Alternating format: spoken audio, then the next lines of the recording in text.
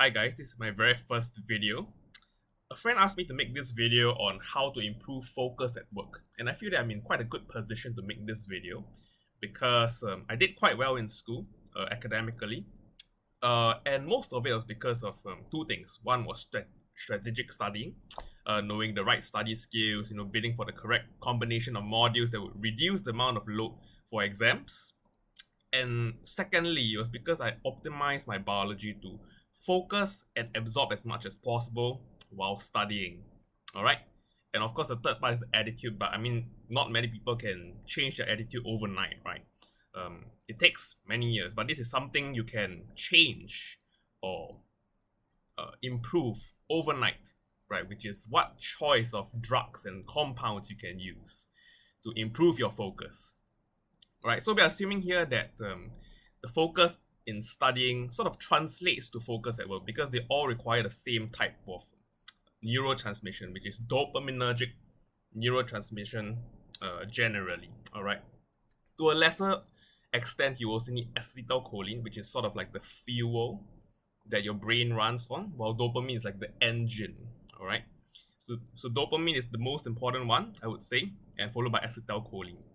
So number one, I'm going to talk about a few things, all right? Number one, sleep is always the best performance enhancer. All right, why do I say this? Because nobody who has sleep 2 hours, 3 hours, 4 hours even, can ever be productive in a day unless they are, on multiple cups of coffee. And even if they are, they'll feel even worse the next day. All right, so there's a common saying that sleep is the best performance enhancer, and I found that to be true.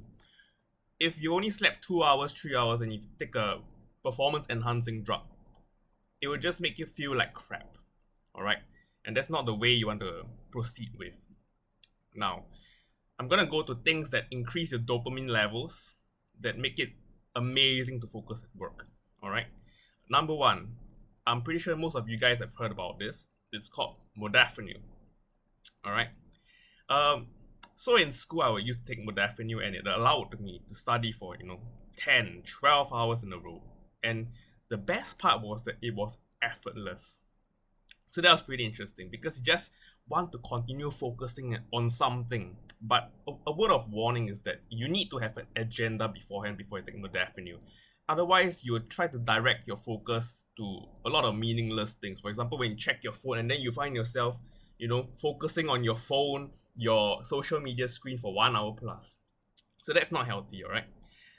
You could look into R-modafinil, which is a analog or a similar kind of compound to modafinil for even stronger effects. But if you take too much of modafinil, you tend to become dehydrated, and which is why you should drink a lot of water when you take modafinil. Otherwise, you get headaches, you get insomnia, and I definitely recommend starting at 100 mg. And if you build up a slow tolerance to it, you can slowly increase to 200 mg. And I would definitely recommend you not to take it every day. Although the Wolf of Wall Street, Jordan Belfort, has actually mentioned that he took modafinil for 3 years every day in a row at one point of his life. So you can understand how coked up he was, right? The second thing I would recommend is phenylpiracetam. So this belongs to one of the racetam classes of compounds.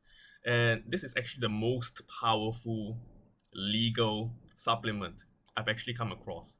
And it was one of my secrets. So it lasts a bit shorter than modafinil.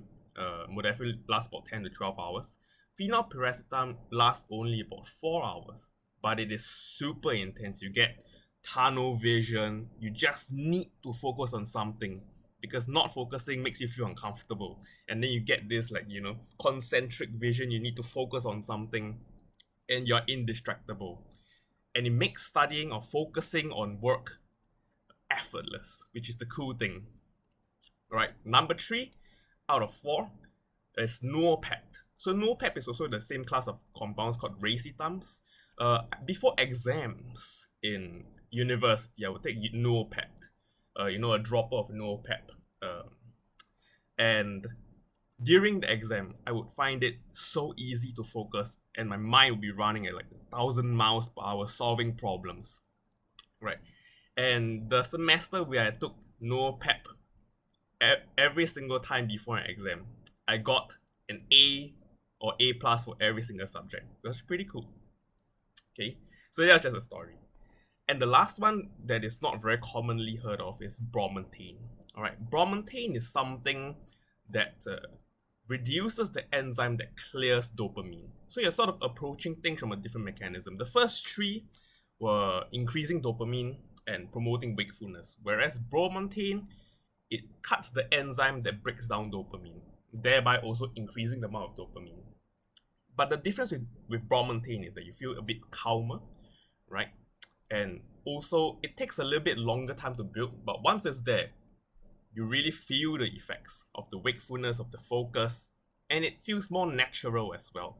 So I definitely recommend some bromontane. And alongside all these things, I would recommend one thing to go alongside them, which is alpha GPC, which is a acetylcholine provider. All right. So remember, I said just now that acetylcholine is the fuel that your brain runs on. You have a very fast engine, but you definitely need a good source of fuel, which is why I recommend alpha GPC. Now, some people, a very small minority of people, have problems processing high amounts of acetylcholine because it makes them depressed, right? Even fish oils make them depressed. So if you're one of these, 1 to 2% of people, take note of not taking too much alpha GPC. And lastly, I don't think coffee is best for improving focus at work because it is a dirty drug. And what I mean by that is that it not just increases dopamine and acetylcholine, but a lot of other things that you don't want as well. For example, it increases your adrenaline levels, which theoretically is very good for, sports. It's very good for hyping yourself up for, exerting strength, but definitely not for studying and focusing, because when you're studying, you need a calm and composed mind to focus. All right. If you're constantly excited, then it makes you very indistractable. When you see something on the left or the right, like a hot chick passing by, then you start to feel very excited. And that's what caffeine or adrenaline does to you, which I definitely don't recommend. All right. Adrenaline makes you very distractible. So you want to minimize that as much as possible. All right. So with that, I hope this video was useful. This is my very first video. Please give me tips on how I can improve my presentation.